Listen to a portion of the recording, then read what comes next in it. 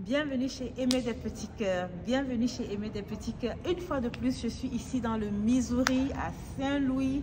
Et c'est merveilleux dans le cadre de la conférence générale de l'Église Pentecôtiste Unie Internationale.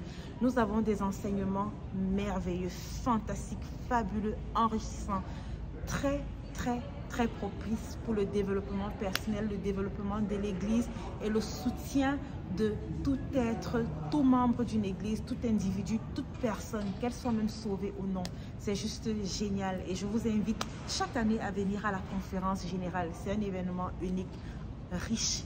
Et aujourd'hui, pour un verset avec Aimé, mon verset se trouve dans le livre de Matthieu, Matthieu 19, verset 14. La Bible, Jésus dit: laissez venir à moi les petits enfants, ne les empêchez pas, car le royaume des cieux est semblable à ceux qui leur ressemblent.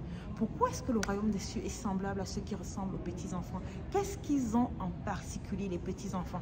Quand j'observe, les petits enfants n'ont pas la rancune, ils n'ont pas l'offense. Ils se chamaillent pourtant, ils s'engueulent, ils se tapent, ils se battent, ils sont durs, des fois ils sont méchants, mais ils finissent toujours par se réconcilier très vite. Ils ne dorment pas avec leur colère, ils se réconcilient très vite. Ils s'amusent, ils aiment le jeu, ils sont très sensibles. Lorsque l'un d'eux est souffrant, tout le monde est aussi souffrant. Même s'ils se chicanaient souvent, lorsque l'un d'eux est dans la douleur, tout le monde est impliqué dans cette même douleur. Tout le monde est attristé. Vous allez observer ça dans vos maisons ou alors dans les écoles, dans les crèches, les garderies.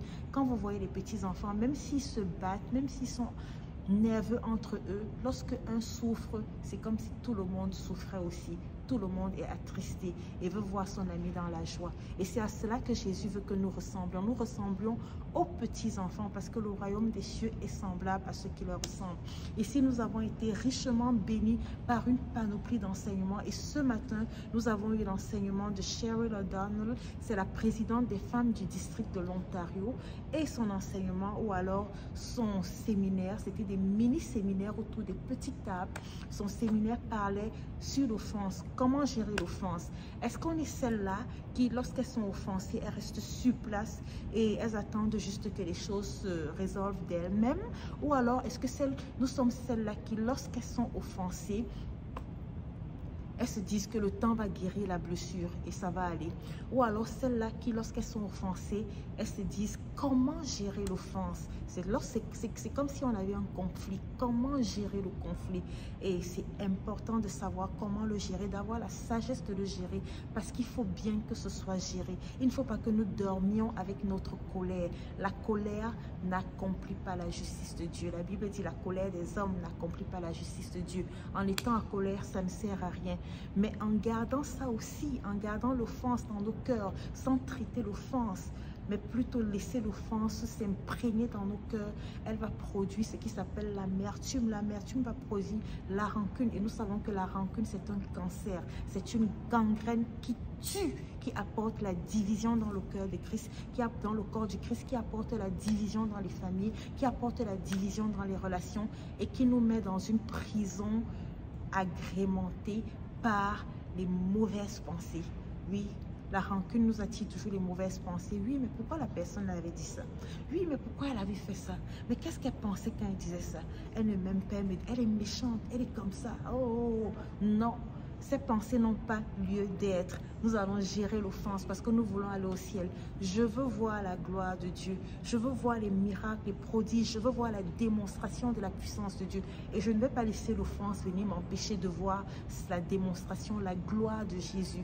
Parce que quand tu as la gloire de Dieu, les gens croient en toi. Quand tu as la gloire de Dieu, les gens te suivent parce qu'ils voient la gloire de Dieu en toi. Quand tu as la gloire de Dieu, la multitude t'écoute et obéit à ce que tu dis à cause de la gloire de Dieu. C'est la gloire de Dieu que nous voulons voir. Nous sommes venus du Québec, mon mari et moi, et beaucoup d'autres pasteurs, et nous voulons la gloire de Dieu au Québec. Nous voulons encore plus de Dieu au Québec. Nous avons faim de Dieu. Nous n'allons pas laisser l'offense détruire nos ministères, nos familles, nos assemblées. L'offense n'a pas de place dans nos vies. Je bénis Dieu pour chacun de vous et je vous encourage. Retenez ceci. Ayez toujours le cœur d'un petit enfant. Jésus dit, Parce que le royaume des cieux est semblable, appartient à ceux qui leur ressemblent. Nous devons ressembler aux petits-enfants pour voir le royaume de Dieu, pour entrer dans le royaume des cieux et pour être assis avec Jésus au festin de l'agneau. Alléluia. Que Dieu vous bénisse abondamment. Jésus vous aime très fort et moi aussi je vous aime très fort. Que Dieu vous bénisse encore une fois.